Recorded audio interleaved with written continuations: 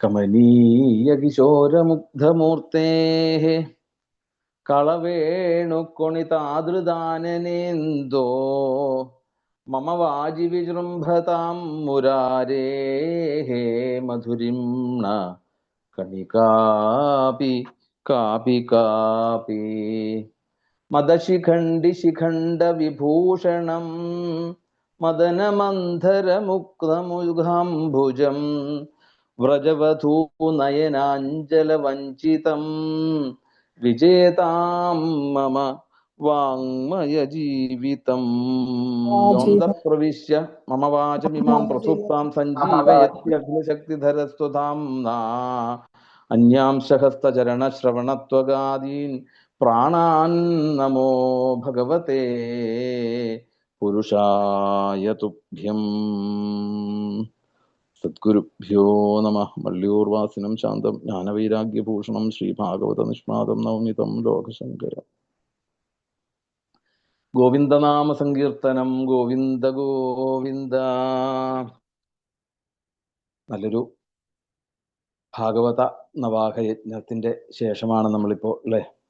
നമ്മൾ ദശമസ്കന്ധം മുചുകുന്ദ മോക്ഷം വരെയുള്ള ഭാഗങ്ങൾ നമുക്ക് ഭാഗവത നവാഹയജ്ഞത്തിലും പ്രഭാഷണം ഉണ്ടായിരുന്നു. ഭംഗിയായിട്ട് നമ്മൾ ആ മുചുകുന്ദന്റെ ആ സ്തുതി ഗംഭീരമായിട്ട് നമ്മൾ കേട്ടു. അങ്ങനെയുള്ള ആ മുചുകുന്ദനെ ഭഗവാൻ ഭംഗിയായിട്ട് അവിടുന്ന് അനുഗ്രഹിച്ചു. പറഞ്ഞു, എന്നിൽ മനസ്സ് ഉറപ്പിച്ചതായിട്ടുള്ള ഹേ മുചുകുന്ദ, അങ്ങ് ഈ ഭൂമിയിൽ എല്ലായിടത്തും സഞ്ചരിക്കുക. അങ്ങയുടെ ഉള്ളിൽ ഒരിക്കലും ഒരു മനസ്സിനൊരു ചാഞ്ചല്യം ഒരിക്കലും ഉണ്ടാവില്ല. അങ്ങനെ അങ്ങ് ഒരിക്കൽ രാജ്യഭാരം നടത്തുന്ന സമയത്ത് പലതരത്തിലുള്ള നായാട്ടിനൊക്കെ പോകും. അങ്ങനെ ആ നായാട്ടിന് പോകുന്ന സമയത്ത് പലതരത്തിലുള്ള ഹിംസകൾ ചിലപ്പം ചെയ്യേണ്ടി വരും. അപ്പൊ അതിൻ്റെ പ്രായശ്ചിത്തമായിക്കൊണ്ട് അങ്ങ് എന്ത് ചെയ്യണം? എന്നെ ധ്യാനിച്ചുകൊണ്ട് കുറച്ചു കാലം തപസ് അനുഷ്ഠിക്കുക. അങ്ങനെ അനുഷ്ഠിച്ച് വരുമ്പോൾ അങ്ങക്ക് ഒരു നല്ലൊരു പുനർജന്മം അങ്ങക്ക് ഉണ്ടാവും എന്ന് പറയാണ്. അപ്പൊ അങ്ങനെ ആ പുനർജന്മത്തിൽ അങ്ങ് ജനങ്ങളുടെ ഇടയിലേക്ക് യഥാർത്ഥമായിട്ടുള്ള ഈശ്വര തത്വത്തെ പകർന്നു കൊടുക്കാൻ പറ്റുന്നതായിട്ടുള്ള ഒരു മഹാബ്രാഹ്മണനായിട്ട് തന്നെ അങ്ങ് ജനിക്കും എന്ന് ഭഗവാൻ അവിടെ അനുഗ്രഹിക്കുന്നു. പിന്നെ പറയുന്നു, സർവ്വ ജീവജാലങ്ങളുടെയും ഒക്കെ ഉത്തമ സുഹൃത്തായിട്ട് അങ്ങ് ഭൂത്വാ ദ്വിജപരസ്ത്വം വൈ മാം ഉപൈഷ്യസി കേവലം അല്ലെ. അങ്ങനെ അങ്ങ് ആ ജന്മത്തിന്റെ ഒടുവിൽ എന്താണ് എന്നിലേക്ക് തന്നെ എത്തിച്ചേരും എന്ന് പറഞ്ഞുകൊണ്ട് ആ മുചുകുന്ദന്റെ പുനർജന്മം കൂടി അവിടെ സൂചിപ്പിച്ചു. പറയാറുണ്ട് ആചാര്യന്മാര്, ഈ മുചുകുന്ദനാണ് പിന്നീട് ഈ ഭാഗവതത്തിന് വ്യാഖ്യാനം എഴുതിയതായിട്ടുള്ള ശ്രീധരാചാര്യര് എന്ന്. ഇങ്ങനെ പിന്നെ മേൽപ്പത്തൂർ നാരായണ ഭട്ടതിരി, ഇങ്ങനെ പലരും പല രീതിയിലും. കാരണം മഹാബ്രാഹ്മണനായിട്ട് വന്ന് ജനങ്ങൾക്ക് വേണ്ട ഒരു ഉറ്റ സുഹൃത്തല്ലേ പട്ടേരിപ്പാട്. ആലോചിച്ച് നോക്കൂ, ലോകം മുഴുവൻ ഒരു ദിവസമെങ്കിലും നാരായണീയം അല്ലെ. ഈ നമ്മൾ കർക്കിടകത്തിലെ ഈ രാമായണത്തിന്റെ ശീലുകൾ കേൾക്കുന്നത് പോലെ തന്നെ നാരായണീയം ഇല്ലാത്തൊരു ദിവസമുണ്ടോ, ഒരു സ്ഥലമുണ്ടോ? ലോകം മുഴുവനായില്ലേ. അപ്പൊ പട്ടേരിപ്പാടിന്റെ ഒരു മഹത്വം ചിലപ്പോൾ പട്ടേരിപ്പാടാവാം. എന്തായാലും അതിന് കാരണമായി. അങ്ങനെ അതാണ് ആ ഒന്നാമത്തെ അധ്യായത്തിൽ കഴിഞ്ഞ്. ഇനിയിപ്പോൾ നമുക്ക് 3 അധ്യായം എന്ന് പറഞ്ഞാല് ഈ രുക്മിണി സ്വയംവരത്തിന്റെ ഭാഗത്തിലേക്ക് കിടക്കുകയാണ്. രുക്മിണി സ്മരണമാണ് ആദ്യം, ഭഗവാനെ കുറിച്ചുള്ള സ്മരണം ഈ അധ്യായത്തിൽ, ദ്വിപഞ്ചാശത്തമോ അധ്യായത്തില്. ഇത്തം സോനുഗൃഹീതോ കൃഷ്ണേന ഇക്ഷ്വാകുനന്ദന തമ്പരിക്രമ്യ സന്നമ്യ നിശ്ചക്രാമ ഗുഹാമുഖാൽ. അങ്ങനെയുള്ള ഇക്ഷ്വാകു വംശത്തിൽ ജനിച്ചതായിട്ടുള്ള മുചുകുന്ദൻ. ആ മുചുകുന്ദൻ എന്താണ് ഭഗവാന്റെ പാദങ്ങളെ നമസ്കരിച്ച് പ്രദക്ഷിണം വെച്ച് നമസ്കരിച്ച് അനുഗ്രഹമൊക്കെ വാങ്ങിച്ച് വേഗം ഇങ്ങോട്ടായി ആ ഗുഹയിൽ നിന്നും നേരെ പുറത്തേക്ക് യാത്രയായി. അങ്ങനെ അദ്ദേഹം ആ പുറംലോകത്ത് എത്തിക്കഴിഞ്ഞപ്പോഴത്തേക്ക് കാണുന്നത് എന്താണ്? അദ്ദേഹം അവിടെ ആ ഉറങ്ങാൻ കിടന്ന സമയം താൻ എപ്പോഴാണോ ഇവിടെ വന്ന് ഈ ഗുഹയിൽ കയറിയത് ആ സമയത്തേക്കാളൊക്കെ എത്രയോ മാറ്റങ്ങള്. എന്താണ് ഈ കറുത്തതായിട്ടുള്ള മനുഷ്യര് മനുഷ്യരെയും മൃഗാദികളൊക്കെ എന്താണ് കറുത്തിരണ്ടിരിക്കുന്നതായിട്ടുള്ള രീതിയിൽ അദ്ദേഹത്തിന് തോന്നി എന്ന് പറയുന്നത്. അത് തന്നെയല്ല, ഈ വൃക്ഷങ്ങളും ഇതൊക്കെയാണ് തീരെ ചെറുതായിട്ട് തോന്നുക. കാരണം എന്ന് വെച്ചാല് കാലങ്ങൾ കഴിഞ്ഞു എന്ന് കാണിക്കുകയാണ് അവിടെ. മനസ്സിലായില്ലേ? കാലങ്ങൾ കഴിഞ്ഞ് വന്നപ്പോഴത്തേക്കും ആയുസ് കുറഞ്ഞു, മനുഷ്യ നിറം മങ്ങിത്തുടങ്ങി അവിടെ. അങ്ങനെ രീതിയിൽ അവിടെ അദ്ദേഹത്തിന് കലിയുഗം അവിടെ പ്രാപ്തം ജഗാമ ദിശമുത്തരാം. ഈ കലിയുഗം സമാഗതമായി എന്നറിഞ്ഞതോടുകൂടി എന്തായി, ഉത്തരഭാഗം നോക്കിക്കൊണ്ട്, വടക്ക് ദിശ നോക്കിക്കൊണ്ട് അദ്ദേഹം യാത്ര തിരിച്ചു എന്ന് പറയാണ്. കാരണം എന്താ അതങ്ങനെ പറയാൻ കാരണം? യഥാർത്ഥത്തിൽ ഇദ്ദേഹം ഭരിച്ചുകൊണ്ടിരുന്നത് ത്രേതായുഗത്തിലാണ്. അപ്പം ഇപ്പോ കലിയുഗം ആരംഭിച്ചതോടുകൂടി എന്താണ്, പലതരത്തിലുള്ള ലക്ഷണങ്ങൾ അവിടെ കാണുന്നു. ജീവജാലങ്ങൾക്കൊക്കെ സംഭവിച്ചതായിട്ടുള്ള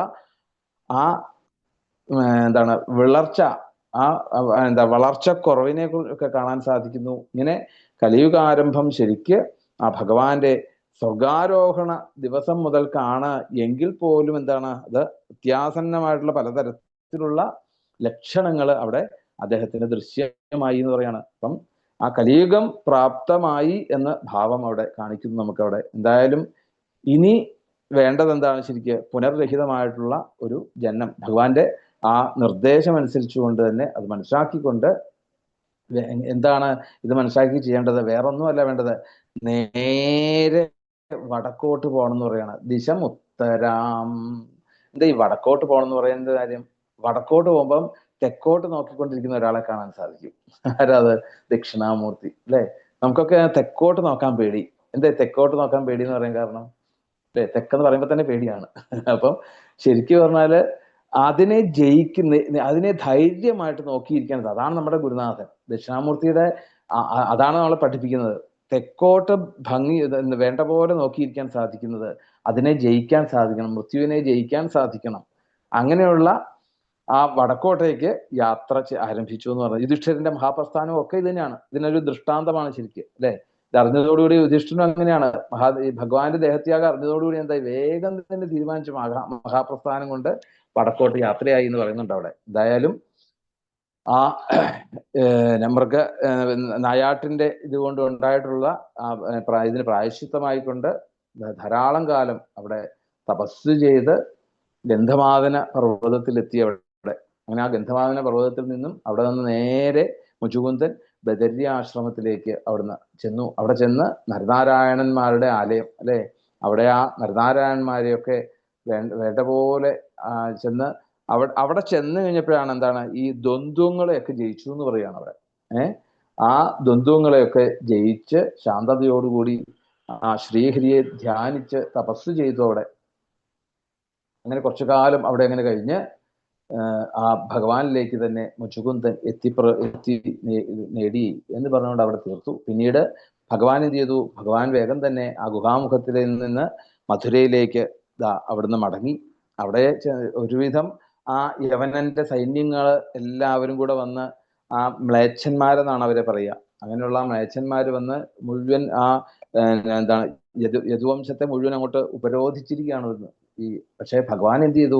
ഭഗവാൻ വേഗം തന്നെ യാദവരെ മുഴുവൻ തൻ്റെ യോഗശക്തി കൊണ്ട് എല്ലാവരെയും ദ്വാരകയിലേക്ക് അവരെ എത്തിച്ചു എന്നുള്ളതാണ്. പക്ഷെ ഇതൊന്നും ആരും അറിഞ്ഞിട്ടില്ല, ശരിക്ക് ആരും ഇതൊന്നും അറിഞ്ഞിട്ടില്ല. എന്നിട്ട് വേഗം തന്നെ എന്ത് ചെയ്തു? സൈന്യം മുഴുവൻ ഭഗവാൻ ഇല്ലാണ്ടാക്കിക്കൊണ്ട് അവിടെ അവരുടെ ധനമെല്ലാം അവിടുന്ന് പിടിച്ചടക്കി അതൊക്കെ എന്തായി വേഗം ദ്വാരകയിലേക്ക് കൂട്ടിക്കൊണ്ടുപോയി. അങ്ങനെ ധനവും വഹിച്ചുകൊണ്ട് ഭഗവാൻ അവിടെയുള്ള ആൾക്കാരും കാളകളും മറ്റുമൊക്കെ അദ്ദേഹത്തിൻ്റെ നിർദ്ദേശാനുസരണം വേഗം ദ്വാരകയിലേക്ക് യാത്രയായി. അങ്ങനെ ദ്വാരകയിലേക്ക് പോകുന്ന സമയത്താണ് തന്നോട് ധാരാളം കാലം യുദ്ധം ചെയ്തിട്ടുള്ള ജരാസന്ധൻ വീണ്ടും ഇപ്പം 23 അക്ഷോണികളോടുകൂടി അവിടെ ജരാസന്ധോസ്ത്രയോ വിംശത്യനീകപഹ 23 അക്ഷൗഹിണികളോടുകൂടി യുദ്ധത്തിനായിട്ട് വന്നു എന്ന് പറയാണ്. അങ്ങനെ ജരാസന്ധന്റെ സൈന്യം എരമ്പി വരുന്നത് കണ്ടതോടുകൂടി രാമകൃഷ്ണന്മാര് വേഗം സാധാരണ ഒരു മനുഷ്യന്മാരെ പോലെ നടിച്ചുകൊണ്ട് എന്ത് ചെയ്തു? പേടിച്ച് അല്ലെ, ഇത്രയും സൈന്യത്തെ പേടിച്ചെന്നുള്ള രീതിയിൽ അവര് പേടി അഭിനയിച്ചുകൊണ്ട് തോന്നിച്ചുകൊണ്ട് അവിടുന്ന് വേഗം ഓടി രക്ഷപ്പെടുന്ന പോലെ അവിടുന്ന് പലായനം ചെയ്തു എന്ന് പറയാം. അങ്ങനെ സത്യത്തില് ഭയത്തെ പോലും ഭയപ്പെടുത്തുന്ന ആളാണ് ഭഗവാൻ. ആ ഭഗവാൻ അല്ലെ, നമ്മൾ പറയാറില്ലേ, യശോദാദേവിയുടെ ആ മയിൽപീലിത്തണ്ടിന്റെ മുമ്പിൽ പേടിക്കാൻ സാധിക്കുമെങ്കിൽ പിന്നെ അത്രയും പറ്റുമെങ്കിൽ ഈ ജരാസന്ധന്റെ മുമ്പിൽ പേടിക്കുന്നതിന് അഭിനയിക്കുന്നതിന് വിരോധമില്ല. എന്തായാലും അവിടുന്ന് വേഗം ദ്വാരകയിലേക്ക് അവിടുന്ന് ആ തിരിച്ചു ഓടുന്ന സമയത്ത് തന്റെ കയ്യിലുള്ള ധനങ്ങളൊക്കെ താഴെ പോയി. ഇതൊക്കെ ഇങ്ങനെ അറിയിക്കാൻ വേണ്ടിയിട്ടാണ്, ജരാസന്ധനെ കാണിക്കാൻ വേണ്ടിയിട്ട്. അങ്ങനെ ധനയൊക്കെ കുറച്ചൊക്കെ അവിടെ ഉപേക്ഷിച്ചുകൊണ്ട് വേഗം അനേകം യോജന ദൂരം അവിടുന്ന് ആ ചെന്താമരകളോടുകൂടി അവിടുന്ന് ത്തിലുള്ള സൈന്യങ്ങള് എല്ലാം ഏകദേശം അവിടുന്ന് ഇല്ലാണ്ടാക്കി. ഇങ്ങനെ എന്തായാലും ഇല്ലാണ്ടാക്കല്ല, അവരെയൊക്കെ എന്താണ് പറഞ്ഞു വിട്ടു അവിടുന്ന്, എല്ലാവരുടെയും തിരിച്ച് അവിടുന്ന് പറഞ്ഞു വിട്ടു. അങ്ങനെ ഇപ്രാവശ്യം അവിടുന്ന് വെറുതെ വിട്ടതുപോലെ തന്നെയായിരുന്നു ശരിക്ക്. എന്തായാലും രുക്മിണീഹരണം അവിടെ ആസന്നമായി. അപ്പം അവിടെ എന്താണ് ശരിക്ക്, ഇപ്പം വീര്യം കാണിക്കേണ്ടത് വേണം, അതിന് ഒരു അവസരം വേണം. അതിനു വേണ്ടിയിട്ട് തൽക്കാലം അതവിടെ ആ സൈന്യമൊക്കെ അവിടെ നിൽക്കട്ടെ അല്ലെ. കാരണം ഇനി എന്താണ്, ശിശുപാലനും ദണ്ഡവക്രത്തും സാലിനും ഒക്കെ ഇനി രുക്മിണിയെ കാണാൻ വേണ്ടി ഒരു വരവുണ്ട്, അന്നാവാം അല്ലെ എന്നുള്ള രീതിയിൽ അവിടെ തിരിച്ചു വിട്ടു അവരെയൊക്കെ. എന്തായാലും അതിനുശേഷം ഈ രാമകൃഷ്ണന്മാരായിട്ടുള്ള ഈശ്വരന്മാരായിട്ടുള്ള അവരുടെ പ്രഭാവം എന്താണെന്ന് അറിയാൻ വയ്യാതെ ആ ബലവാനായിട്ടുള്ള ജരാസന്ധൻ ശരിക്ക് അവരോടുന്നുകൊണ്ട് കഷ്ടം തെറ്റിദ്ധരിച്ചു. എന്താണ്, അവര് എല്ലാം അല്ലെ പരിഹസിച്ചുകൊണ്ട് പൊട്ടിച്ചിരിച്ചുകൊണ്ടൊക്കെ അവിടുന്ന് ആ സൈന്യസമേതം കുറേ ദൂരം ഓടി. കുറേ ദൂരം ഈ രാമകൃഷ്ണന്മാരുടെ പുറകെ ഓടി. പിന്നെ രാമകൃഷ്ണന്മാർ എന്ത് ചെയ്തു, അവര് വേഗം തന്നെ എന്നും പ്രഹർഷണം എന്ന് പറഞ്ഞ സ്ഥലത്ത്, എന്താണ് പ്രഹർഷണം എന്ന് പറഞ്ഞാല്, പ്രവർഷണം എന്ന് പറഞ്ഞാല് ഈ മഴ പെയ്യുന്ന സ്ഥലം, അങ്ങനെയുള്ള പരീക്ഷ എന്ന് പറഞ്ഞാൽ മഴ അല്ലെ. അപ്പം പ്രവർഷണം എപ്പോഴും മഴ പെയ്തുകൊണ്ടിരിക്കുന്ന സമയത്തേക്ക് അവര് ഓടിക്കയറി എന്ന് പറയാണ്. അങ്ങനെ ആ രാമകൃഷ്ണന്മാര് പർവ്വത മുകളിൽ ഒളിഞ്ഞിരിപ്പുണ്ട് എന്ന് വിചാരിച്ചതായിട്ടുള്ള ജരാസന്ധന് എന്ത് ചെയ്തു, വേഗം തന്നെ ആ മലയ്ക്ക്, ഇവര് നിൽക്കുന്നതായിട്ടുള്ള മലയ്ക്ക് ചുറ്റുമായിട്ട് ധാരാളം വിറകുകൾ കൊണ്ടുവന്ന് അത് വിറകിട്ട് അങ്ങോട്ട് കത്തി നശിപ്പിക്കുവാനുണ്ട്. അപ്പൊ അവിടെ എന്താണെന്നുള്ളതൊന്നും ജരാസന്ധൻ അവിടെ അറിയുന്നില്ല. എന്തായാലും ആ താഴെയിൽ നിന്ന് മേളിലോട്ട് നോക്കി കഴിഞ്ഞപ്പോൾ എന്തായി, പടർന്ന് പിടിക്കുകയാണ് ഈ തീയ്. ഇത് കണ്ടതോടുകൂടി രാമകൃഷ്ണന്മാരൊക്കെ അതില് ദഹിച്ച് തീർന്നു, ഇനി അവരുടെ ശല്യം ഉണ്ടാവില്ല എന്നൊക്കെ അവിടുന്ന് തെറ്റിദ്ധരിച്ചു എന്ന് പറയാം. എന്തായാലും രാമകൃഷ്ണന്മാരെന്തായി, അവിടുന്ന് വേഗം തന്നെ ഒരു 11 യോജന, ദശൈക യോജന തുങ്കാം നിചേതുരഥോ ഭുവി അല്ലെ, 11 യോജന ഉയരമുള്ള പർവ്വതങ്ങളിൽ നിന്ന് വേഗം എന്ത് ചെയ്തു, ഭഗവാനും രാമകൃഷ്ണന്മാര് വേഗം അവിടെ നിന്ന് എടുത്ത് ചാടി എന്ന് പറയാണ്. സൈന്യസമേതനായിട്ടുള്ള ശത്രുവിന്റെ കണ്ണ് വെട്ടിച്ചുകൊണ്ട് രാമകൃഷ്ണന്മാര് സമുദ്രത്തിൽ ചുറ്റപ്പെട്ട് കിടക്കുന്നതായിട്ടുള്ള ദ്വാരകയിലേക്ക് ഓടിയെത്തി അവിടെ. അങ്ങനെ രണ്ടുപേരും കൂടി ആ തീയിൽ വെന്തുപോയെന്ന് ധരിച്ചതായിട്ടുള്ള ജരാസന്ധൻ എന്തായി, തെറ്റിദ്ധരിച്ചുകൊണ്ട് സൈന്യങ്ങളോടുകൂടി സന്തോഷത്തോടുകൂടി ആ മഗധ രാജ്യത്തിലേക്ക് തിരിച്ച് മടങ്ങിപ്പോയി എന്ന് പറയാണ്. എന്തായാലും ആ ഭഗവാന്റെ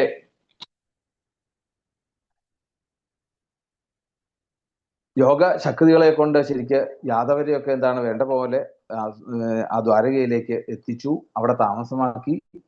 പിന്നീട് ആണ് ഈ യവനന്മാരെയൊക്കെ സംഹരിക്കുവാൻ വേണ്ടി പുറപ്പെട്ടത്.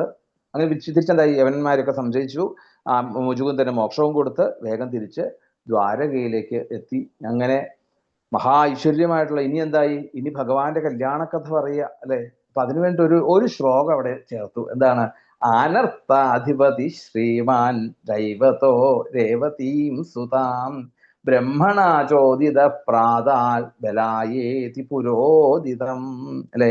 വിവാഹം, ഏട്ടന്റെ വിവാഹം കഴിയാതെ അനിയന്റെ വിവാഹം കഴിക്കുന്നത് ശരിയല്ലല്ലോ എന്ന് വിചാരിച്ച് അവിടെ പറഞ്ഞു, അനർത്ഥാധിപതിയായിട്ടുള്ള ആ രേവതന്റെ പുത്രിയായിട്ടുള്ള അല്ലെ, അല്ലെങ്കിൽ കൗത്മിയുടെ പുത്രിയായിട്ടുള്ള രേവതിയെ ബ്രഹ്മാവിന്റെ നിർദ്ദേശപ്രകാരം ഏട്ടനായിട്ടുള്ള ബലരാമസ്വാമിയുടെ വിവാഹം കഴിച്ചു കൊടുത്ത കഥ മുമ്പ് അല്ലെ നവമസ്കന്ധത്തിലൊന്ന് സൂചിപ്പിച്ചിട്ടുണ്ട്. ഇവിടെ ഈ ആ വിവാഹത്തിന് തൊട്ട് മുമ്പ് ഒന്നും കൂടി അതും കൂടി ഒന്ന് പറഞ്ഞേക്കാം എന്ന് വിചാരിച്ച് പറഞ്ഞുകൊണ്ട് പിന്നെ ഒറ്റ ശ്ലോകം കൊണ്ട്, കൃഷ്ണാവതാരം ഒരു ശ്ലോകം 2-3 ശ്ലോകങ്ങളെ കൊണ്ട് ദശമസ്കന്ധം മുഴുവൻ പറഞ്ഞതുപോലെ തന്നെ ഇവിടെ അതുപോലെ പറഞ്ഞു, ഭഗവാനപി ഗോവിന്ദ ഉപയേമേ കുരുദ്വഹ വൈദർഭീം ഭീഷ്മകസുതാം ശ്രിയോ മാത്രാം സ്വയം വരേ. അവിടെ പറഞ്ഞു, ഈ ചതി രാജാവായിട്ടുള്ള ശിശുപാല പക്ഷന്മാരായിട്ടുള്ള സാൽവൻ മുതലായവരായിട്ടുള്ള രാജാക്കന്മാരെയൊക്കെ നിഗ്രഹിച്ചുകൊണ്ട് എങ്ങനെയാണോ ഗരുഡൻ അമൃത് കൊണ്ടുപോയത് അല്ലെ. പല സ്ഥലത്തും ഉണ്ട് ഇങ്ങനെ ഈ ഗരുഡൻ അമൃത് കൊണ്ടുപോകുന്ന പോലെ എന്നൊരു ഉപമ എന്ന് പറഞ്ഞ പോലെ അവരുടെയൊക്കെ ഇടയിൽ നിന്ന് ദാ ആ ലക്ഷ്മി ഭഗവതിയുടെ അംശമായിട്ടുള്ള വിദർഭ രാജാവിന്റെ ഭീഷ്മന്റെ പുത്രിയായിട്ടുള്ള രുക്മിണിയെ സ്വയംവരം രാക്ഷസീയ രീതിയിൽ ആ സ്വയംവര വിധിപ്രകാരം അത് കഴിഞ്ഞു എന്നങ്ങ് പറഞ്ഞപ്പോഴേക്കും പരീക്ഷത്തിന്റെ മുഖഭാവം മാറി. കാരണം എന്താണ്, അതുവരെ ഇങ്ങനെ ഉത്സാഹിച്ച മുഖത്തേക്ക് ഗുരുനാഥന്റെ മുഖത്തേക്ക് ഇങ്ങനെ ആ ഗംഗ എങ്ങനെയാണോ ഇന്ന് അല്ലേ ലോകത്തെ മുഴുവൻ ശുദ്ധീകരിക്കുന്നത്, അതേപോലെ തൻ്റെ ഉള്ളിലുള്ള മാലിന്യങ്ങളെ ഇങ്ങനെ ശുദ്ധീകരിച്ച് കൊണ്ടുവരുന്നത് അതങ്ങ് വേഗം അങ്ങോട്ട് തീർത്തി കഴിഞ്ഞാൽ എന്താ ബുദ്ധിമുട്ട് അല്ലേ. വേഗം പറയും, ഹേ ഗുരുവായൂരപ്പ, ഹേ ഗുരുനാഥ, അങ്ങിങ്ങനെ ഇത് ചുരുക്കി പറഞ്ഞാലോ ഭഗവാന്റെ ആ മംഗളമായിട്ടുള്ള കാര്യം അല്ലെ, ഏറ്റവും മംഗളമായിട്ടുള്ള കാര്യമല്ലേ വിസ്തരിച്ച് പറയേണ്ടത്. ഇന്നും സപ്താഹവേദിയിൽ ചെന്നാൽ സ്വയംവരം എന്നാണോ ചോദിക്കുക. കാരണം എന്താണത്, ഭഗവാന്റെ സ്വയംവരം മംഗളം എന്ന് പറഞ്ഞാൽ കല്യാണം എന്ന് പറഞ്ഞാൽ മംഗളമാണത്. അപ്പൊ ലോകത്തിന് മംഗളമായിട്ടുള്ളതാണ് യഥാർത്ഥത്തിൽ ഭഗവാന്റെ കഥകൾ മുഴുവൻ. ഇവിടെ പറയുന്നുണ്ട് എന്താ, കൃഷ്ണസ്യാമിത തേജസാം യഥാ മാഘതശാൽവാദീൻ ജിത്വാ കന്യാമുപാഹർ. അവിടെ പറയുന്നില്ലേ, മാധ്വീർ ലോകപലാപഹ.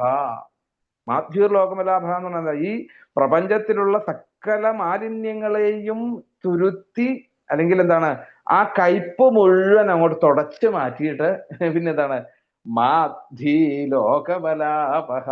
അവിടെ അല്ലെ ഏറ്റവും മാധുര്യത്തിന്റെ ഏറ്റവും ഉദാത്തമായിട്ടുള്ള ഭാവം തേനിന്റെ മധുര എന്നാ പറയാ അല്ലെ, നമ്മളങ്ങനെയല്ല പറയാറ്.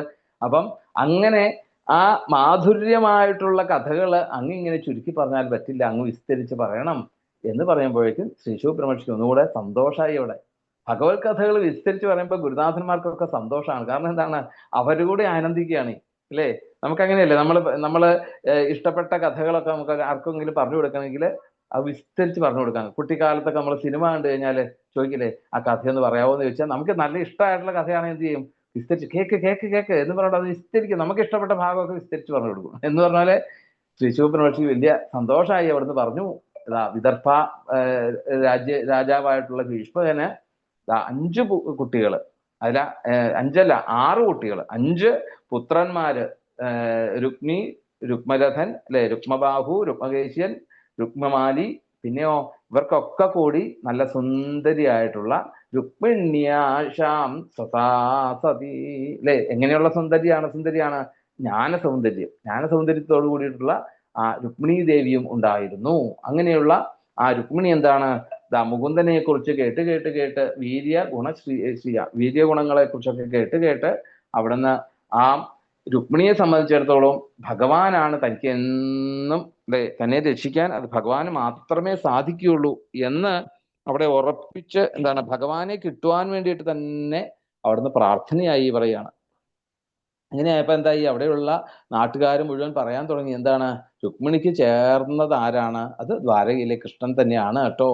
ഇത് കേട്ടപ്പം ആ ഭീഷ്മകനും എന്തെന്നില്ലാത്ത ഒരു സന്തോഷം. കാരണം എന്താണ്, ഭീഷ്മകനും എന്നും ആഗ്രഹിക്കുന്നത് തന്നെയാണ്. അങ്ങനെ ഇരുന്നപ്പോഴാണ് അവിടെ ആ ഭീഷ്മകന്റെ എന്താണ് മൂത്തപുത്രനായിട്ടുള്ള രുക്മി തംബുദ്ധി ലക്ഷണ ഔദാര്യ രൂപശീല ഗുണാശ്രയാം കൃഷ്ണശ്ച സദൃശീം ഭാര്യാം അല്ലെ. ആ രുക്മി എന്ത് ചെയ്തു, തൻ്റെ സുഹൃത്തായിട്ടുള്ള ചേതി രാജാവായിട്ടുള്ള ശിശുപാലന് കൊടുക്കുവാൻ വേണ്ടി തീരുമാനിച്ചു. എങ്ങനെയുള്ള ശിശുപാലൻ എടുത്തു പറയുന്നു, എന്താണ്, കൃഷ്ണദ്വേഷ്മി ചൈദ്യമന്യത. കൃഷ്ണദ്വേഷിയായിട്ടുള്ള ശിശുപാലന് കൊടുക്കുവാൻ വേണ്ടി, തൻ്റെ കൂട്ടുകാരനായിട്ടുള്ള ശിശുപാലന് കൊടുക്കുവാൻ വേണ്ടി രുക്മിണി തീരുമാനിച്ചു എന്ന് പറയാണ്. ഇനി ഈ രുക്മിണിയുടെ ഒരു ചരിത്രം നമ്മളൊന്ന് അറിഞ്ഞു വെക്കേണ്ടത് വേണ്ടതാണ് ശരിക്ക്. എന്താണ്, ഈ വിദർഭ രാജാവായിട്ടുള്ള ഭീഷ്മകന്റെ ഭാര്യയുടെ പേര് മഹാദേവി എന്നായിരുന്നു. അങ്ങനെയുള്ള മഹാദേവിയിൽ ഉണ്ടായ പുത്രിയാണ് രുക്മിണി. ഈ കന്യക ജനിച്ച സമയത്ത് തന്നെ ഒരു അശരീരി കേട്ടു എന്നാ പറഞ്ഞത്. എന്താ അശരീരി കേട്ടത്, ചതുർഭുജനായിട്ടുള്ള ഒരാൾക്ക് വിവാഹം ചെയ്ത് കൊടുക്കണം എന്നുള്ള ഒരു അശരീരി അവിടുന്ന് കേട്ടു. ഇനിയിപ്പോ ചതുർഭുജനായിട്ടുള്ള ഒരാളെ എങ്ങനെ കണ്ടുപിടിക്കുക അല്ലെ. അങ്ങനെ കേട്ട് കഴിഞ്ഞപ്പോഴത്തേക്കും എന്താണ്, അച്ഛന് എന്തെന്നില്ലാത്തൊരു സന്തോഷം. അച്ഛനെന്താ സന്തോഷം, കുട്ടിയെ കൊടുക്കണ്ടല്ലോ എന്ന് വിചാരിച്ചാണോ? അല്ല അല്ലെ. ഒരു വിശേഷമായിട്ടുള്ള ചതുർഭുജൻ ആരാണ് ശരിക്ക്, മഹാവിഷ്ണു ആണെന്നുള്ള അറിയാം അല്ലെ. വളരെ സന്തോഷമായി ശരിക്കും. ഉടനെ തന്നെ ആ കന്യകയ്ക്ക് ജനിച്ചപ്പം തന്നെ ഒരു പ്രത്യേകത ഉണ്ടെന്നാണ്. രുക്മിണി എന്നുള്ള ഒരു പേര് തന്നെ എന്താണെന്ന് ചോദിച്ചാൽ ഈ എന്താണ് സ്വർണ്ണ തിലകം എന്നാണ് പറയുന്നത്. രുക്മിണി ജനിച്ചപ്പോൾ തന്നെ ഒരു സ്വർണ്ണ പൊട്ട് ആ നെറ്റിയിലുണ്ടായിരുന്നു എന്ന് പറയാണ്. അപ്പം അങ്ങനെ ഒരു നാമധേയം വന്നതിന് അതാണ് യഥാ സ്വർണ്ണ തിലകോ ജന്മനാ സഹ ഭാരത തതസാ രുക്മിണി നാമ ബ്രാഹ്മണി കീർത്തിദാത. അതുകൊണ്ട് അങ്ങനെ ബ്രാഹ്മണരൊക്കെ അങ്ങനെ കീർത്തിക്കുന്നുണ്ട് എന്ന് പറയാണ്.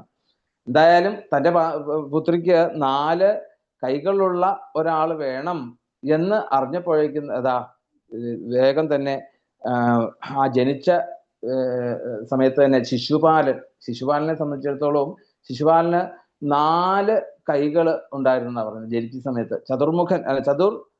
ചതുർഭുജനായിക്കൊണ്ട് ദമഘോഷൻ ഒരു ഉണ്ണി ഉണ്ടായിട്ടുണ്ട് എന്നുള്ളൊരു വിവരം അറിയിച്ചു ശിശുപാലൻ. അങ്ങനെ ആ ശിശുപാലന് കന്യകയെ നൽകുവാൻ വേണ്ടിയൊക്കെ തീരുമാനിച്ചു എന്ന് പറയണത്. എപ്പോഴാണ്? രുക്മിണി ഉണ്ടായി 8 വയസ്സുള്ള സമയത്ത്. രുക്മിണി ഉണ്ടായ 8 സമയത്ത് അപ്പോഴൊക്കെ ഈ രുക്മിണിയെ കൊടുക്കാൻ പറ്റിയ ഒരു വരനെ അന്വേഷിച്ച് നടക്കുകയാണ്. അപ്പോഴാണ് അറിയുന്നത് ഇങ്ങനെ ശിശുപാലൻ എന്നുള്ളൊരു ആള് ഉണ്ടായി, 4 കൈകളോട് കൂടിയിട്ടുള്ള ഒരു ആളാണ് എന്നൊക്കെ അവിടെ തീരുമാനിച്ചത്. എന്തായാലും അത് അറിഞ്ഞതോടുകൂടി ഈ ശിശുപാലനുള്ള പ്രത്യേകത എന്ന് വെച്ചാൽ 4 കൈകളും 3 കണ്ണുകളും. മനസ്സിലായില്ലേ? 3 കണ്ണുകളുമാണ് ഈ ശിശുപാലന് ഉണ്ടായിരുന്നതെന്ന് മഹാഭാരതത്തിലൊക്കെ നമുക്ക് നോക്കിക്കഴിഞ്ഞാൽ കാണാൻ സാധിക്കും. എന്തായാലും ഈ ശിശുപാലൻ ജനിച്ച സമയത്ത് ഇപ്പം രുക്മിണി ജനിച്ച സമയത്ത് ഒരു അശരീരം ഉണ്ടായിരുന്നു നമ്മൾ കേട്ടു. അത് നല്ല രീതിയിലാണ് വയ്ക്കാം. എന്നാൽ ശിശുപാലൻ ഉണ്ടായപ്പോൾ അങ്ങനെയല്ല. അവിടുന്ന് ഗർദഭം കരഞ്ഞു എന്നാണ് പറയുക. കഴുതയുടെ സ്വരത്തില് ഒച്ചത്തിൽ വിളിച്ചു എന്നാണ് പറയുക. അപ്പം എന്താണ്, അച്ഛനമ്മമാരൊക്കെ കൂടി എന്തെന്നില്ലാതെ ഭയന്നു വേഗം. അങ്ങനെ ആ കുട്ടിയുടെ ഈ ഒരു വികൃത രൂപം കണ്ടതുകൊണ്ടുകൂടി എന്തായി, നീ കുട്ടിയെ ഒഴിവാക്കുവാൻ വേണ്ടിയൊക്കെ തീരുമാനിച്ചവര്. അങ്ങനെ ഈ ബാലന് യാതൊരുവിധ ആപത്തും വരാതിരിക്കുവാൻ വേണ്ടിയിട്ട് അതിനു വേണ്ടിയിട്ട് ഗുരുക്കന്മാരെയൊക്കെ ചെന്ന്, വസിഷ്ഠാദി ഗുരുക്കന്മാരെയൊക്കെ ചെന്ന് അവിടുന്ന് സമീപിച്ചു. അപ്പൊ പറഞ്ഞു, ഈ ഉണ്ണി ഒരാളുടെ മടിയിൽ, ഏതൊരാളുടെ മടിയിലാണോ ഇരിക്കുന്നത് അവരുടെ മടിയിൽ ഇരിക്കുന്നതോടുകൂടി ഈ 2 കൈകളും പിന്നെ ദോഷമായിട്ടുള്ള 3 കണ്ണ് അല്ലെ, ഈ എക്സ്ട്രാ ഒരു കണ്ണും, ഇത് 3ഉം അവിടുന്ന് ഇല്ലാണ്ടാവുമെന്ന് പറഞ്ഞു. മൃത്യു സംഭവിക്കും എന്ന് പറഞ്ഞ് ഒരു അശരീരി അവിടെ ഉണ്ടായി. അവിടെ ഒരു അശരീരി അങ്ങനെ ഉണ്ടായി. അങ്ങനെ ഒരിക്കൽ ഈ അത്ഭുത ശിശുവിനെ കാണുവാൻ വേണ്ടി ധാരാളം ആൾക്കാരൊക്കെ വന്നു അവിടെ. എന്നിട്ടോ അവരെല്ലാം വന്നു കഴിഞ്ഞാൽ എന്ത് ചെയ്യും? ഈ അമ്മ എന്ത് ചെയ്യും? അമ്മ ഈ കുട്ടിയെ കൊണ്ടുപോയി അവരുടെ മടിയിൽ കൊണ്ടിരുത്തും. ആരുടെ മടിയിൽ കൊണ്ടിരുത്തിയിട്ടും ഈ കണ്ണും പോകുന്നില്ല, 2 കൈയും പോകുന്നില്ല. അത് വീണ്ടും അങ്ങനെ തന്നെ വികൃതമായിട്ട് തന്നെ അങ്ങനെ ഇരിക്കുന്നു. അങ്ങനെ ഇരിക്കുന്നപ്പോഴാണ് ഒരു ദിവസം അവിടെ ഭഗവാൻ ശിശുപാലന്റെ ഇവിടെ അമ്മയുടെ അടുത്തേക്ക് എത്തിയവിടെ.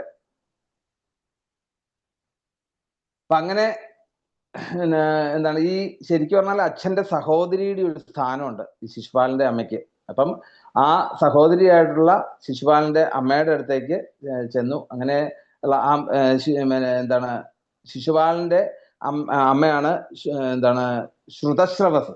അപ്പൊ ആ ശ്രുതശ്രവസിനെ കാണുവാൻ വേണ്ടിയിട്ട് രാമകൃഷ്ണന്മാര് ഈ ചേതി രാജാവിന്റെ അടുത്തെത്തി അവിടെ.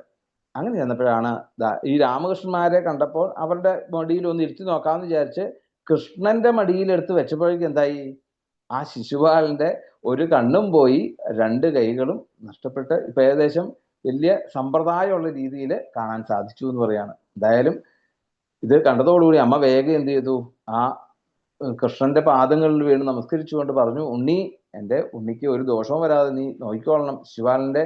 അപ്പം ആണ് ഭഗവാൻ പറയുന്നത് എന്താണ്, 100 അപരാധം ഞാൻ പൊറുക്കും. അല്ലെ, ആ 100 അപരാധം ക്ഷമിച്ച് കഴിഞ്ഞാൽ പിന്നെ എന്തായി, പിന്നെ 101ാമതായി കഴിഞ്ഞാൽ എന്ത് ചെയ്യും, അദ്ദേഹത്തെ ഞാൻ അങ്ങോട്ട് സ്വീകരിക്കും എന്നുള്ള രീതിയിൽ ഭഗവാൻ ഒരു അനുഗ്രഹം പോലെ തന്നെയാണ് അതോടെ അല്ലെ. അപരാധശതം ക്ഷാമ്യം മയാഖ്യസ്യ പിതൃശ്വസ പുത്രസ്യ തേ വധാർഹം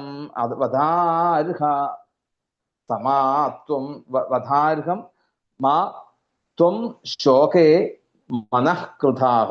അപ്പം അവിടെ അങ്ങനെ ആ ശിശുപാലൻ ഉണ്ടായ സമയത്തും ഇതുപോലെ. അപ്പം രുക്മിണിയുടെ അമ്മ ശരിക്ക് കൃഷ്ണന്റെ അച്ഛന്റെ സഹോദരിയായിട്ട് വരും. രുക്മിണിയുടെ അമ്മ ശരിക്ക് മാതാവ്, അതായത് ഈ നേരത്തെ പറഞ്ഞല്ലോ മഹാദേവി എന്ന് പറഞ്ഞില്ലേ, അപ്പൊ മഹാദേവി ശരിക്ക് പിതൃ സഹോദരിയും കൂടിയാണ് അവിടെ ശരിക്കും. അപ്പം ശരിക്കും ഒരു മുറ രീതിയിലാവും എന്തായാലും ആ രുക്മിണി വിവാഹത്തിന് വേണ്ടി രാമകൃഷ്ണന്മാര് തയ്യാറാകുകയാണ് ചെയ്തത് എന്നവിടെ പറയുന്നു. എന്തായാലും പിന്നെ പറഞ്ഞു ബന്ധൂനാം ഇച്ഛതാം ദാതും കൃഷ്ണായ ഭഗിനീം നൃപ. അങ്ങനെയുള്ള ഈ കൃഷ്ണദ്വേഷിയായിട്ടുള്ള ശിശുപാലന് കൊടുക്കുവാൻ വേണ്ടിയൊക്കെ തീരുമാനിച്ചു. ഇത് മനസ്സിലായതോടുകൂടി എന്തായി, തദേവത്യാസിതാംബാംഗീ വൈദർഭീ ദുർമനാഭൃശം വിചിന്യാപ്തം ദ്വിജം കഞ്ച് കൃഷ്ണായ പ്രാഹിണോദ്രുതം. ശിശുപാലന് കൊടുക്കുക എന്നുള്ളത് തീരുമാനിച്ചതോടുകൂടി രുക്മിണിക്ക് എന്തെന്നില്ലാത്തൊരു ദുഃഖം, രുക്മിണി വല്ലാതെ മനസ്താപം ഉണ്ടായിരിക്കുന്ന സമയത്താണ് അവിടെ യാദൃശികമായിട്ട് വിശ്വസ്തനായിട്ടുള്ള ദിവസവും കണ്ണന്റെ കഥകൾ പറഞ്ഞു തരുന്നതായിട്ടുള്ള ബ്രാഹ്മണൻ അവിടെ വരുന്നു. അങ്ങനെ ബ്രാഹ്മണനോട് തന്റെ എല്ലാ ദുഃഖങ്ങളെയും കണ്ടതോടുകൂടി എന്തായി വേഗം പരിചരിച്ചു അവിടെ. അങ്ങനെ ഉപവേശ്യാരിഹയാൻ ചക്രേ യഥാത്മാനം ദിവൗകസ. അവിടെ ആ ദ്വാരകയിൽ എത്തിയതായിട്ടുള്ള അദ്ദേഹത്തെ ദ്വാരപാലകന്മാരൊക്കെ അകത്തേക്ക് അവിടെ പ്രവേശിപ്പിച്ചു. എന്നിട്ടോ ആ രത്നസിംഹാസനത്തിൽ ഇരിക്കുന്നതായിട്ടുള്ള ആ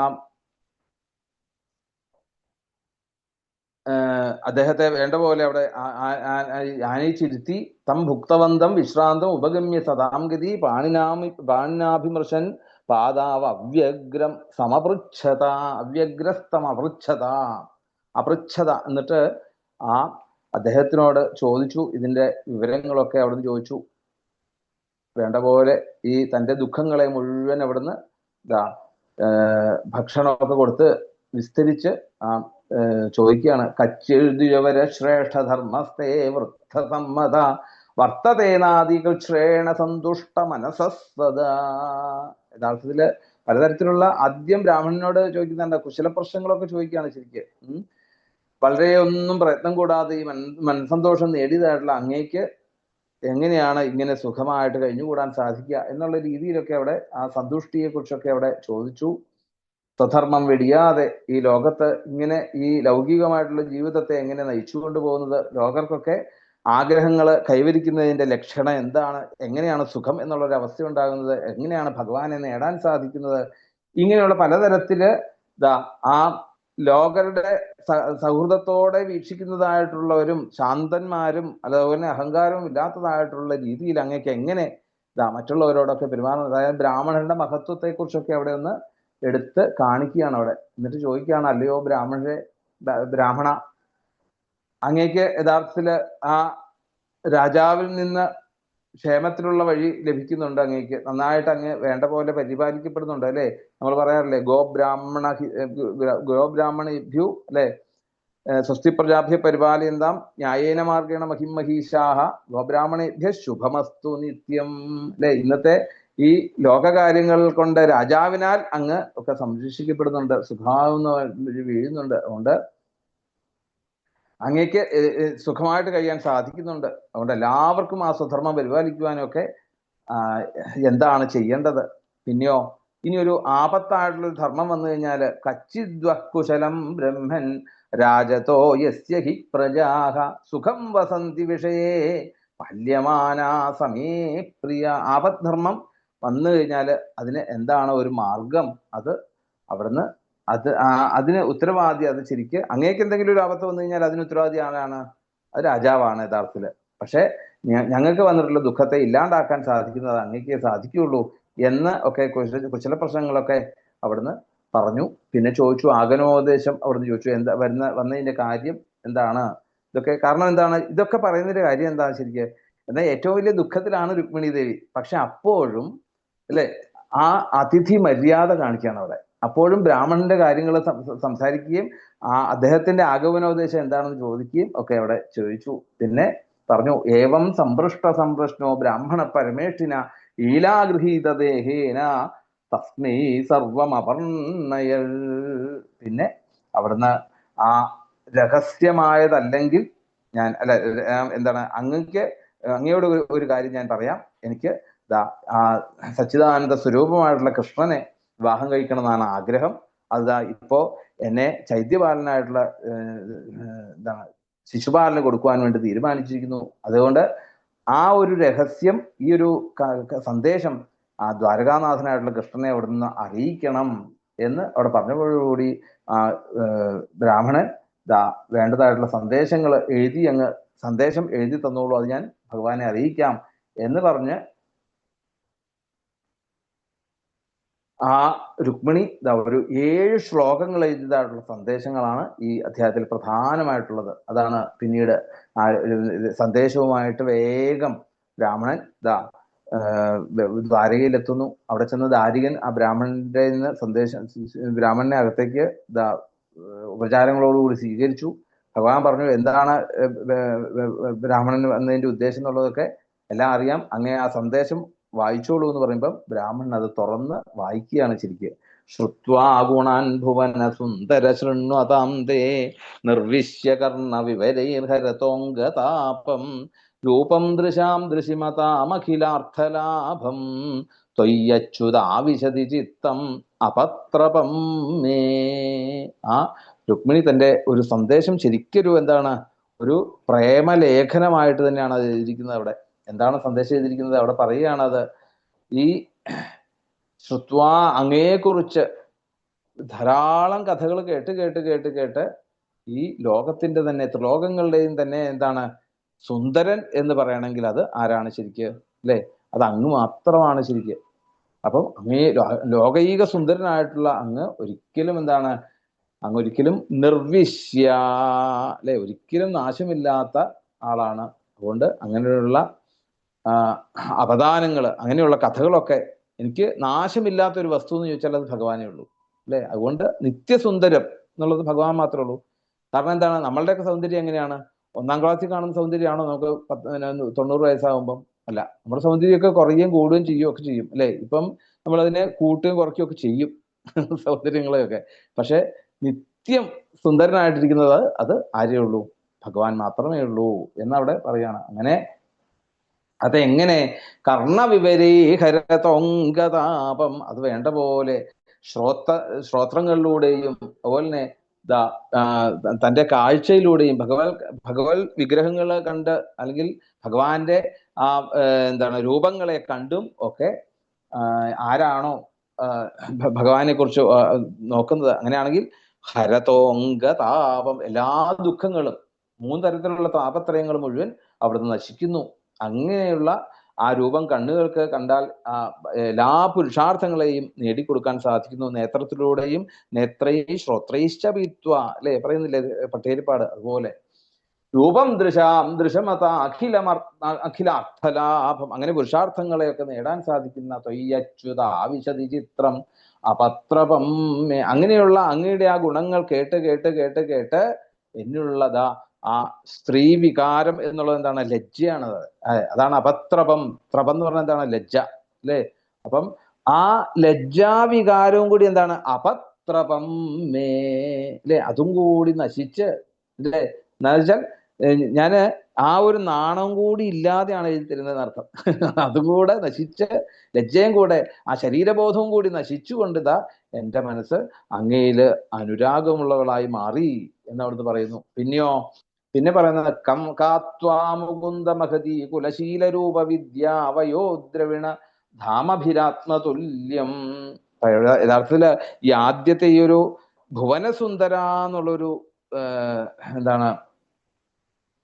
സംബോധന തന്നെയാണ് നമ്മൾ എടുത്തു കാണുക. ഗോപികമാര് പറയുന്നുണ്ട് ശ്യാമസുന്ദര, അല്ലെ? ഭഗവാനെ ഏറ്റവും അവരുടെ അറിവനുസരിച്ച്, ആ ഗോപികമാരുടെ അറിവനുസരിച്ച് ഗോകുലത്തിൽ അവരെ ശ്യാമസുന്ദര എന്ന് വിളിച്ചതുപോലെ തന്നെ കറുപ്പിലെ സുന്ദരൻ അത് കണ്ണനേ ഉള്ളൂ, അല്ലെ? കറുപ്പിലെ സുന്ദരൻ കണ്ണനേ ഉള്ളൂ എന്ന് പറയുന്ന പോലെ ഇവിടെ പറയണ ഭുവനസുന്ദര, ഭുവനത്തിന്റെയും. അപ്പം അതിന്റെ അടിസ്ഥാനത്തിൽ നോക്കിക്കഴിഞ്ഞാൽ ഈ ഭുവനസുന്ദരൻ എന്നുള്ളത് ശരിക്കും, അല്ലെ? ഗോപികമാരെന്താ അവിടെ പറഞ്ഞ അത് തന്നെ അവിടെ രുക്മിണി പറഞ്ഞു കർണവിവരേ ഹരതോംഗതാപം.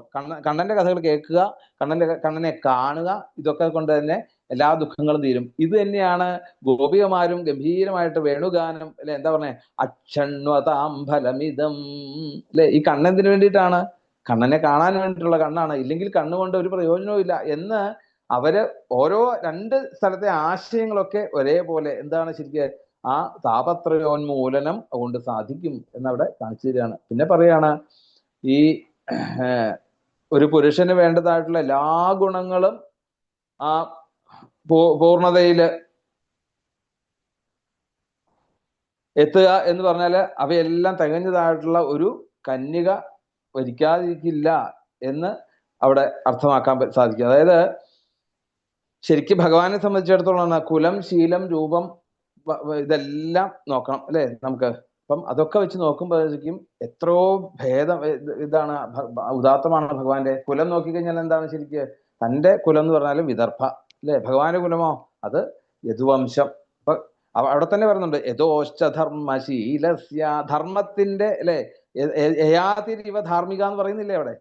യയാതിരിവ ധർമ്മത്തിന്റെ ഇതായിട്ട് പറയുന്നത് എന്താണ്? യയാതിയാണ് പറയുന്നത് അല്ലെ. എന്ന് പറഞ്ഞ പോലെ അവിടെ ആ ദത്താത്രയിൽ നിന്ന് വേണ്ടതുപോലെയുള്ള ഉപദേശങ്ങൾ മുഴുവൻ യദുവിൻ സ്വീകരിച്ചുകൊണ്ട് ആ യകാശം നമുക്ക് എന്താണ് 24 ഗുരുക്കന്മാരെ കാണാൻ സാധിക്കും. അപ്പൊ അതിലൂടെ ഒക്കെ യദുവംശത്തില് വേണ്ട പോലെയുള്ള ആ ധർമ്മത്തിന് കുലമായിട്ടുള്ള കുലമാണ് ഭഗവാന്റേത്. അപ്പൊ അത് വെച്ച് നോക്കുമ്പോഴും പിന്നെയോ രുക്മിണിയുടെ കുലമാണെങ്കിലോ വിദർഭ രാജ്യം, രണ്ടും കേമായിട്ടുള്ള കുലം. അപ്പൊ കുലത്തിന്റെ കാര്യം നോക്കി കഴിഞ്ഞാലും തുല്യമാണ് അവിടെ ശരിക്കും. പിന്നെ കുലം കഴിഞ്ഞാൽ പിന്നെ ഏതാണ്? ശീല, രൂപം. ശീലം പറഞ്ഞാലോ, ശീലത്തിന്റെ പറഞ്ഞു കഴിഞ്ഞാല് നല്ല വിദ്യാഭ്യാസമുള്ള കുട്ടിയാണ് ആര്? രുക്മിണി. അതുപോലെ തന്നെ എന്താണ് ഭഗവാനോ? ഭഗവാൻ സാന്ദീപനിയുടെ മഹർഷിയുടെ അടുത്ത് നിന്ന് 64 കലകളും 64 ദിവസങ്ങളെ കൊണ്ട് ആ ഗുരുകുലവാസം മുഴുവൻ നടത്തി അത് വേണ്ട പോലെ മനസ്സിലാക്കിയിട്ടുണ്ടെങ്കിൽ അതിനപ്പുറത്തേക്കൊരു വിദ്യ എന്താ ഉള്ളത് അല്ലെ. ആ രീതി നോക്കിക്കഴിഞ്ഞാലും ഭഗവാൻ തനിക്ക് ചേർന്നതായിട്ടുള്ള ആള് തന്നെയാണ്.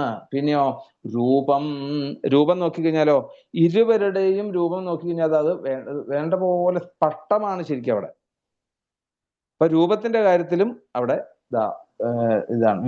വിദ്യയുടെ കാര്യത്തിലോ സാന്ദീപനിയുടെ ആ ഗുരുകുലവാസവും അതുപോലെ തന്നെ രുക്മിണി വിദ്യാഭ്യാസ സമ്പന്നയാണെന്നുള്ളതുണ്ട്. പിന്നെ വയോ ദ്രവിണധാമ, പിന്നെ വയസ്സ് നോക്കിക്കഴിഞ്ഞാലോ ശരിക്ക് അവിടെ സ്നാതകന്മാരെന്ന് പറയും. സ്നാതകന്മാരെന്ന് പറഞ്ഞാൽ ഈ സമാവർത്തനം കഴിഞ്ഞു കഴിഞ്ഞാൽ പിന്നെ വിവാഹത്തിന് അർഹനാകുന്നു എന്ന് പറയണം. അപ്പം ഭഗവാൻ എന്തായി ആ ഗുരുകുലവാസമൊക്കെ കഴിഞ്ഞ് സമാവർത്തനവും കൂടി കഴിഞ്ഞു എന്നുള്ളൊരു വിവരം അറിയുമ്പോൾ അപ്പം വിവാഹത്തിന് പ്രായമായി എന്നുള്ളൊരു അപ്പൊ പ്രായവും ഏകദേശം ഒരേപോലെ.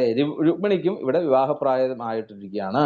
അങ്ങനെ അച്ഛനും ജ്യേഷ്ഠനും കൂടി മറ്റും ഒക്കെ അതിന് ശ്രമം തുടങ്ങി. ഇപ്പൊ രണ്ടുപേരുടെ പ്രായത്തിനും വലിയ വ്യത്യാസമൊന്നുമില്ല. പിന്നെ ഏതാണ്? ദ്രവിണധാമഭിരാത്മതുല്യം. ദ്രവിണം നോക്കിക്കഴിഞ്ഞാലോ ശ്രീകൃഷ്ണൻ അല്ലെ ദ്വാരക നിർമ്മിച്ച് അവിടെ ഏറ്റവും സമ്പന്നനായിക്കൊണ്ട് കഴിയുന്നു അവിടെ. അതുപോലെ തന്നെ ഇവിടെ ഈ രുക്മിണി ദേവി ആണെങ്കിൽ വിദർഭ രാജ്യത്തിൽ അങ്ങനെ കഴിയുന്നു. പിന്നെയോ ധാമ അല്ലെ. അവിടെ ധാമ എന്ന് പറഞ്ഞാൽ എന്താണ്? പ്രഭാവം. ആ പ്രഭാവം രണ്ടുപേർക്കും ഒരേപോലെ അവകാശപ്പെടാം. അപ്പം യാദവര് സ്വതേ എന്താണ് ശരിക്ക്? സ്വതേ യദുവംശം എന്ന് പറഞ്ഞാൽ ധനികരാണ് ശരിക്കും. പിന്നെ മധുരയിലെ രാജവംശവും കൂടിയാണ് യഥാർത്ഥത്തില് ഈ യദുവംശം എന്ന് പറയുന്നത്. അപ്പൊ എല്ലാം കൊണ്ടും നോക്കുമ്പോ എന്തായി? രണ്ടുപേർക്കും യോജിച്ചതായിട്ടുള്ള ഒരാള് എന്ന് പറഞ്ഞാൽ ഭഗവാൻ തന്നെയാണ് എന്ന് പറഞ്ഞു. ധീരാപതിം കുലവതീനവൃണീത കന്യാകാലേ നൃസിംഹ നരലോക മനോഭിരാമം. ഭഗവാൻ ഇവിടെ ഈ മനുഷ്യവേഷത്തിൽ ഇവിടെ വന്നു അല്ലെ. ഇങ്ങനെ മനുഷ്യവേഷത്തിൽ വന്നെന്ന് പറഞ്ഞിട്ടല്ല, ഈ മനുഷ്യരിലെ സിംഹമാണ് ആര്? ഭഗവാൻ. അതുകൊണ്ട് അങ്ങ് പരമ ബലശാലിയാണ് അങ്ങ്. അതുകൊണ്ട് അതങ്ങനെയും പറയാം. ഇനി അതല്ല, അങ്ങ് ഇതിനു മുമ്പ് അല്ലെ ഹിരണ്യകശിപുവിനെ കൊല്ലാൻ വേണ്ടിയിട്ട് നിർഹരിയായിട്ട് അങ്ങ് അവതരിച്ചു. അപ്പം ആ നരസിംഹാവതാരം സ്വീകരിച്ചതായിട്ടുള്ള മഹാവിഷ്ണു തന്നെയാണ് അങ്ങ് എന്നുള്ളതും എനിക്കറിയാം. അതുകൊണ്ട് ആ വംശമഹിമ, സ്വഭാവം, രൂപസൗന്ദര്യം എല്ലാം കൊണ്ട് നോക്കിക്കഴിഞ്ഞാല് അങ്ങേക്ക് തുല്യം ഒരാളെ ഞാൻ വേറെ കാണുന്നില്ല. അതുകൊണ്ട് അങ്ങ് എന്നെ അവിടുന്ന് സ്വീകരിക്കണേ എന്ന് അവിടെ ആ ശ്ലോകത്തിലൂടെ പിന്നെ പറയാണ്. തന്മേ ഭവാൻ ഖലു വൃതപതിരംഗജായാമാത്മാർപ്പിതശ്ച ഭവതോത്ര വിഭോ വിധേഹി മാ വീരഭാഗമഭിമർശതു ചൈദ്യ ആരാഗോ മായുവൻ മൃഗപതേൽ ബലിമംബുജാക്ഷ. ഹേ പ്രിയപ്പെട്ടവനായിട്ടുള്ള ഭഗവാനെ, മഹാപ്രഭോ, ചന്താമരക്കണ്ണായിട്ടുള്ള അങ്ങയെ ഞാൻ ഭർത്താവായിട്ട് മനസ്സാ വരിച്ചു കഴിഞ്ഞു. ഞാൻ തീരുമാനിച്ചോടെ അങ്ങയെ തന്നെ വിവാഹം കഴിക്കാനുണ്ട്. അതുകൊണ്ട് എൻ്റെ ശരീരവും മനസ്സും മുഴുവൻ അങ്ങയെ തന്നെ അർപ്പിച്ചിരിക്കുകയാണ്. അതുകൊണ്ട് വേഗം തന്നെ അങ്ങ് എന്നെ പത്നിയായിട്ട് ഇവിടുന്ന് കൊണ്ടുപോകണം. അതായത് ഒരു സിംഹത്തിന് വെച്ചതായിട്ടുള്ള ബലി അല്ലെങ്കിൽ ആഹാരം, അത് ഒരു കുറുക്കൻ അപഹരിച്ചു കൊണ്ടുപോയി എന്ന് പറഞ്ഞാൽ അത് ആർക്കാ കേടത്? അത് സിംഹത്തിനാണ് കേട്. അത് മനസ്സിലാക്കിക്കൊണ്ട് അങ്ങ് ആ ചേതി രാജാവായിട്ടുള്ള ശിശുപാലന് സ്പർശിക്കാൻ പോലും ഇടവരുത്താത്ത രീതിയിൽ അങ്ങ് കൊണ്ടുപോകണം. അപ്പോഴാണ് അങ്ങയുടെ ആ മഹത്വം മനസ്സിലാക്കാൻ സാധിക്കുന്നത്. ഈശ്വരൻ എന്നുള്ളൊരു ഭാവം മനസ്സിലാക്കാൻ സാധിക്കുന്നതാണ് അറിയാം. അപ്പം ശിശുപാലൻ പാണിഗ്രഹണം ചെയ്യുവാൻ എടുക്കരുത് എന്നുള്ള ഒരു അഭ്യർത്ഥനയാണ് ശരിക്കും ഈ ശ്ലോകത്തിലൂടെ അവർ കാണിച്ചു തരുന്നത്. പൂർത്തേഷ്ടദത്ത നിയമ വ്രതദേവ വിപ്രകുർവർച്ചനാദിഭിരലം ഭഗവാൻ പരേശ ആരാധിതോ യതി ഗദാഗ്രജയത്യ പാണിം ഗൃഹാതു മേ ദമഘോഷസുതാദയോന്യേ. പിന്നെ പറഞ്ഞു ഗദന്റെ ശ്രേഷ്ഠനായിട്ടുള്ള ഹേ ഭഗവാനെ. എന്താണ് ഗദന്റെ ശ്രേഷ്ഠൻ എന്ന് പറയാൻ കാരണം? ഗദന്റെ പ്രത്യേകത ദാനങ്ങള് വ്രതങ്ങള് ഒക്കെ ധാരാളം ചെയ്ത ആളാണ് ഈ ഗദൻ എന്ന് പറയുന്നത് പുത്രന്മാരിലുള്ളവര്. അപ്പം അങ്ങനെയുള്ള ആ ഗദന്റെ ശ്രേഷ്ഠനായിട്ടുള്ള ഭഗവാനെ ഞാൻ എത്രയോ കാലമായി ഇവിടെ അല്ലെ എന്താണ് ഈ പൂർത്തം അല്ലെങ്കിൽ ഇഷ്ടി എന്നൊക്കെ പറയുന്ന ദാനം, ഇതൊക്കെ എന്താ ചോദിച്ചു കഴിഞ്ഞാല് ഈ പൂർത്തം എന്ന് പറഞ്ഞാല് പൊതുജനങ്ങൾക്ക് വേണ്ടിയിട്ടുള്ള കാര്യങ്ങൾ ചെയ്യുക. അതായത് പൊതു കിണറുണ്ടാക്കുക, അതുപോലെ തന്നെ തണ്ണീർ പന്തൽ ഉണ്ടാക്കുക, ഇങ്ങനെയുള്ള രീതിയിലൊക്കെ കുളം ഉണ്ടാക്കുക. അപ്പൊ അങ്ങനെയുള്ള വ്രതങ്ങള് പൂർത്തം. പിന്നെ ഇഷ്ടി എന്ന് പറഞ്ഞാല് ഈ ഇതാണ് ഒരു അഗ്നിഹോത്രമാണ്, വിശേഷമായിട്ടുള്ള അഗ്നിഹോത്രങ്ങള് കാര്യങ്ങളൊക്കെ. പിന്നെ പൂർത്തേഷ്ട ദത്ത ദത്തം എന്ന് പറഞ്ഞാല് ദാനം, വിശേഷമായിട്ടുള്ള ധാരാളം ദാനങ്ങൾ ഒക്കെ ചെയ്തു. പിന്നെ ദാനം ചെയ്യുന്നു എങ്ങനെയാ വിശേഷമായിട്ടുള്ള ദാനം എന്ന് പറഞ്ഞാല് നമ്മളൊക്കെ ദാനം ചെയ്യുന്നുണ്ട്. യഥാർത്ഥത്തില് ദാനം ആർക്കാ വേണ്ടത്? സൽപാത്രത്തിലെ ദാനം ചെയ്യാവുള്ളൂ എന്ന് പറയും. അതാണ് വിശേഷ ദാനം എന്ന് അവിടെ ഉദ്ദേശിച്ചത്. വേണ്ടവർക്ക് കൊടുക്കുമ്പോഴാണ് അത് ദാനമായിട്ട് മാറുന്നത് അല്ലെ എന്ന് പറഞ്ഞ പോലെ അവിടെ ദാനങ്ങളൊക്കെ ചെയ്ത് പിന്നെ ദാനാദിഭിരലം ഭഗവാൻ ദത്ത യമവ്രതദേവ വിപ്ര ഗുർവച്ചന. അപ്പം ബ്രഹ്മചാര്യാദി തുടങ്ങിയതായിട്ടുള്ള യമങ്ങള് ഒക്കെ ഉൾപ്പെടുന്നതായിട്ടുള്ള എല്ലാം, തീർത്ഥസ്നാനങ്ങള്, അതുപോലെ തന്നെ വ്രതം, കൃച്ഛ്രം തുടങ്ങിയതായിട്ടുള്ള ഒക്കെ ഞാൻ എന്തിനു വേണ്ടിയിട്ടാണ്? അങ്ങേ അല്ലെ എനിക്ക് കിട്ടുവാൻ വേണ്ടിയിട്ട്. അത് പിന്നെ നിയമങ്ങള്, ആ യമനിയമാദികൾ മുഴുവൻ വേണ്ട പോലെ ഞാൻ അനുഷ്ഠിച്ചിട്ടുണ്ട്. ആരാധിതോ യതി ഗതാഗ്രജയത്യപാണി, അങ്ങ് എന്നെ വിവാഹം കഴിക്കുവാൻ വേണ്ടിയിട്ട് എന്നുള്ള രീതിയിൽ. അതുകൊണ്ട് അങ്ങ് എന്നെ അവിടുന്ന് സ്വീകരിക്കണം എന്ന് അവിടുന്ന് പറയുന്നു. അതുകൊണ്ട് പാണിഗ്രഹണം ചെയ്യണം, ശിശുപാലാദികൾക്കൊന്നും അതിനൊരു അവസരം ഒരിക്കലും അങ്ങ് കൊടുക്കരുതേ എന്ന് അവിടെ പറഞ്ഞു. അപ്പൊ എന്തായാലും സൽക്കർമ്മങ്ങൾക്ക് ഇങ്ങനെയുള്ള സൽക്കർമ്മങ്ങൾ ചെയ്യാത്ത ഒരു കന്യയ്ക്ക് ഭഗവാന്റെ പാണിഗ്രഹണം സ്വപ്നത്തിൽ പോലും വിഭാവനം ചെയ്യാൻ സാധിക്കില്ല എന്ന് കാണിക്കാൻ വേണ്ടിയിട്ടാണ് അവിടെ. അപ്പം പൂർവ്വജന്മങ്ങൾ വേണം ചെയ്തിട്ടുണ്ടാവാം ശരിക്കും. അതുകൊണ്ടാണ് ഇനിയിപ്പോ ഇതാ ലാസ്റ്റ് പറയുന്നുണ്ട് ശതജന്മഭിസ്യാൽ. ഈ ജന്മം തന്നെ ആയിരിക്കണം നിർബന്ധമില്ല. കുറെ കാലമായിട്ട് തന്നെ ആ ഒരു വ്രതങ്ങളിൽ തന്നെ ഭഗവാനെ സേവിച്ച് തന്നെ കഴിഞ്ഞുകൂടുന്ന ഒരാളായിരുന്നു എന്ന് കാണിക്കുകയാണ്. പിന്നെയോ ഇനി ഒരു കാര്യം, ഇനി ഇതിനൊരു അവസരം അങ്ങേക്ക് കിട്ടുന്നില്ല എന്നാണെങ്കിൽ ഞാൻ പറയാം. ശോഭാവിനി ത്വമജിതോദ്വഹനേ വിദർഭാൻ ഗുപ്തസ്തമേത്യ പ്രതനാപതിഭി പരീതാ നിർബന്ധ്യ ചൈദ്യമഗധേന്ദ്രബലം പ്രസഹ്യ മാം രാക്ഷസേന വിധിനോദ്വഹ വീര്യശുൽക്കം. ആർക്കും കീഴക്കാനാകാത്തവനെ എന്നാണ് അവിടെ എന്താണ് അവിടെ സംബോധന. അതായത് നാളെ തന്നെ, അടുത്ത ദിവസം എന്താണ്, നാളെ തന്നെ എൻ്റെ വിവാഹത്തിനുള്ള കാര്യങ്ങളൊക്കെ തുടങ്ങുമ്പോൾ അതിനു വേണ്ടിയിട്ട് ഞാൻ രാവിലെ എന്ത് ചെയ്യും? രാവിലെ അവിടെ അടുത്തുള്ള കുലദേവിയായിട്ടുള്ള പാർവതി ദേവിയുടെ അമ്പലത്തിൽ വന്ന് പൂജയ്ക്കായിട്ട് വരും. അങ്ങനെ ആ വരുന്ന സമയത്ത് അവിടെ വിദർഭ രാജ്യത്തിലേക്ക് അവിടെ വരിക. എന്നിട്ടോ അവിടെ സാത്വികി, കൃതകർമാവ് തുടങ്ങിയതായിട്ടുള്ള സൈന്യാധിപന്മാരോടുകൂടി അവിടെ എത്തി ധാരാളം സൈന്യങ്ങളോടുകൂടി വന്നിട്ടുള്ള ശിശുപാലനെയും മറ്റ് ജരാസന്ധൻ, ദന്തവക്തൻ തുടങ്ങിയതായിട്ടുള്ള മറ്റു രാജാക്കന്മാരെയൊക്കെ യുദ്ധത്തിൽ തോൽപ്പിച്ച് അങ്ങയുടെ ഈ ഒരു വീര്യബലം ശുൽക്കമായിക്കൊണ്ട് അച്ഛനമ്മമാർക്ക് അത് നൽകിക്കൊണ്ട്, ആ കന്യാശുൽക്കം നൽകിക്കൊണ്ട് എന്നെ വിവാഹം കഴിച്ചാലും എന്ന് അവിടെ പറയുകയാണ്. പിന്നീടാണ് അന്തഃപുരന്തരചരീം അനിഹത്യ ബന്ധും സ്ഥാമുദ്വഹേ കഥമിതി പ്രവദാമ്യുപായം. എന്തായാലും ആ രാജധാനിയിൽ നിന്നും പുറത്തേക്കൊന്നും പോകാൻ ആർക്ക് പറ്റില്ല? ഈ രുക്മിണിക്ക് പറ്റില്ല.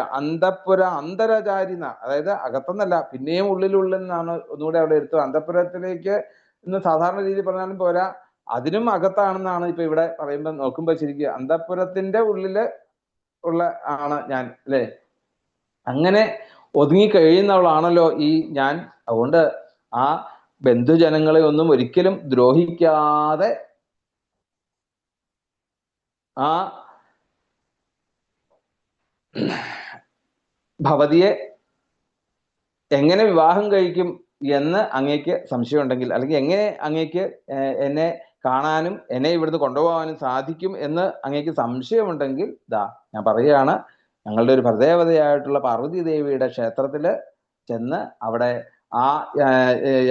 അവിടെ ചെന്ന് പൂജ കഴിഞ്ഞ് തിരിച്ചു വരുന്ന സമയത്ത് തക്കം നോക്കിക്കൊണ്ട് എന്നെ അവിടുന്ന് സ്വീകരിക്കാം എന്നുള്ള ഒരു ഉപായം കൂടി അവിടെ പറഞ്ഞു. പിന്നെ പറഞ്ഞ അവസാനം ഇത്രയൊക്കെ പറഞ്ഞിട്ടും ഇനി മാറ്റമൊന്നും അല്ല ചെയ്യുന്നതെങ്കിൽ ഞാൻ ഇനി 100 ജന്മമാണെങ്കിലും യസ്യാഘ്രി പങ്കജരജ സ്നപനം മഹാന്തോ വാഞ്ചത്യുമാപതിരിവാത്മതമോപഹത്യൈർഹ്യംബുജാക്ഷനലഭേയ പ്രസാദം.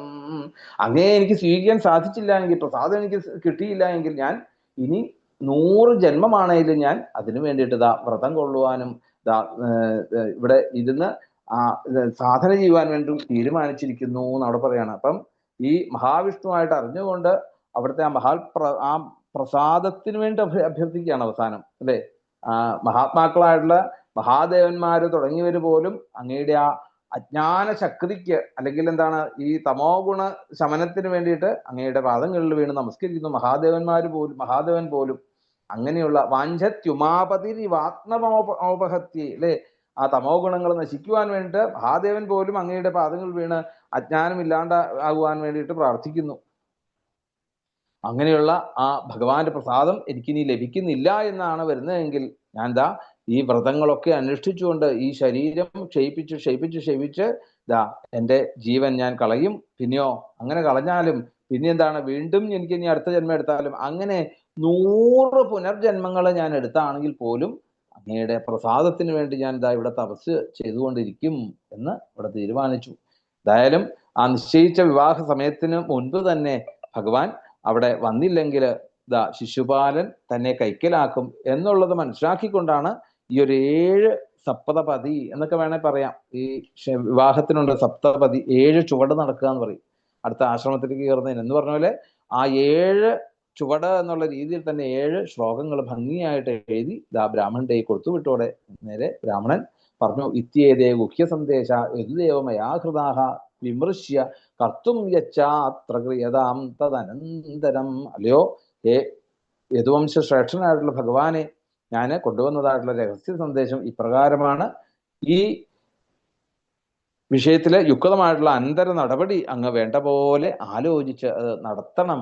അങ്ങ് വേണ്ട പോലെ അതിനെ സ്വീകരിച്ച് ആ രുക്മിണിയെ വേണ്ട പോലെ അനുഗ്രഹിക്കണം എന്നുള്ള സന്ദേശം ആ ബ്രാഹ്മണൻ ഭഗവാന്റെ കയ്യിലേക്ക് കൊടുത്തു എന്ന് പറഞ്ഞുകൊണ്ടാണ് ഒന്നാമത്തെ ആ രുക്മിണി സ്മരണം എന്നുള്ളൊരു ഭാഗം അവിടെ അവസാനിപ്പിക്കാതെ നമുക്കിനി ഗോവിന്ദനാമ സങ്കീർത്തനം.